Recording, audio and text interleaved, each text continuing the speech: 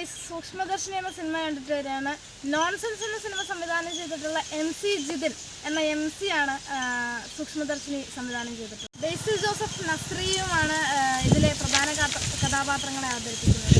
ലിബിൻ ടിബിയും അതുൽ രാമചന്ദ്രനുമാണ് ഈ സിനിമ എഴുതിയിട്ടുള്ളത്. നസ്രിയ ബേസിൽ കോംബോയിൽ ഇറങ്ങിയ ആദ്യ ചിത്രമാണ് സൂക്ഷ്മദർശിനി. നമ്മുടെ നാട്ടിൻപുറത്ത് വീടുകളിലും അയൽപ്പക്കത്തുമൊക്കെ നടക്കുന്ന വീട്ടമ്മമാരുടെ അന്വേഷണമാണ് സിനിമ. സിനിമ തുടങ്ങിക്കഴിഞ്ഞാൽ ബേസിൽ ജോസഫ് മാനുവൽ എന്ന കഥാപാത്രത്തെയും നസ്രിയ പ്രിയദർശിനി എന്ന കഥാപാത്രത്തെയുമാണ് അവതരിപ്പിക്കുന്നത്. കോമഡി ചിത്രമാണെന്ന് കരുതി ആരും കാണാൻ പോകണ്ട, അത് ഒരു ത്രില്ലർ സിനിമയാണ് അവസാനം വരെ. നീണ്ട ഇടവേളയ്ക്ക് ശേഷമുള്ള നസ്രിയയുടെ പുതിയ ചിത്രത്തിലെ അഭിനയം എനിക്ക് നന്നായി ഇഷ്ടപ്പെട്ടു.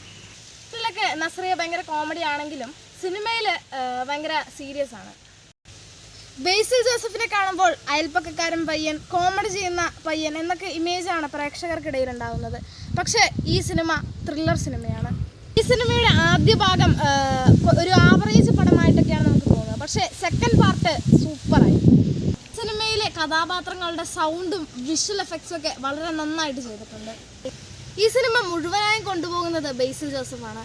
അവസാന ഭാഗം നസ്രിയ വളരെ സൂപ്പറായി ചെയ്തിട്ടുണ്ട്.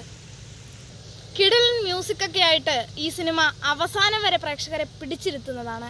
എൻ്റെ അഭിപ്രായത്തിൽ ഈ സിനിമ വളരെ നല്ലൊരു സിനിമയാണ്. അതുപോലെ തന്നെ നിങ്ങൾ ഈ വീഡിയോ ഇഷ്ടപ്പെട്ടിട്ടുണ്ടെങ്കിൽ ലൈക്ക് ചെയ്യുക, സബ്സ്ക്രൈബ് ചെയ്യുക, കമൻറ്റ് ചെയ്യുക, ഷെയർ ചെയ്യുക.